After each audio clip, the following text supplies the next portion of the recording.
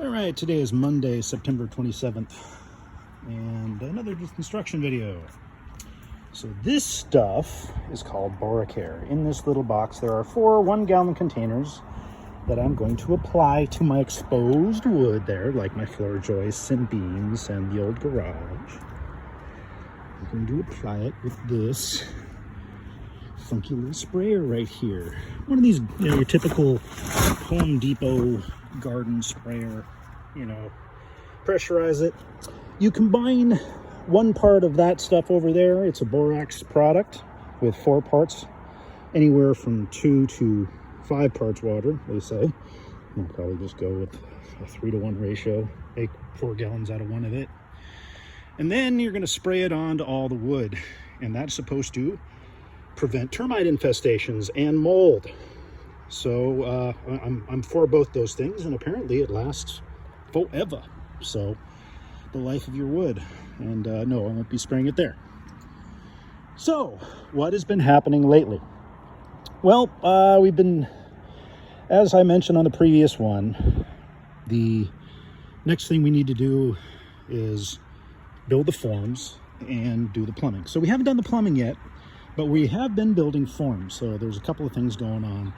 These little stakes get driven into the ground to hold these 2x12 beams in place. And this is where our concrete pour is going to go. You can see this whole back area is going to get filled in with concrete. So in the holes, we have tied rebar. Now these are these columns. On top of these columns, there's going to be a big tie-down rod. So the places there where we have the little grid-like things with the extra dobies, these are dobies. And these things here are the tie-downs. So this end here gets stuck into the cement. So when the fill happens, the big thing like this will get filled in with concrete, and this will go in there. And on top of these go a little steel support, kind of like one of these or one of these. So this goes into that like so, and they get stuck into that, and out of that goes a big king stud, and then framing can begin. So that gives you a rough idea of that. So once we're done here, we still need to do a little bit more digging in this area. This is where the bathroom, as I mentioned, is going to go. So we still have to connect up the sewer line and drain lines for the shower, tub, toilet, and sink or sinks. I think I just want one.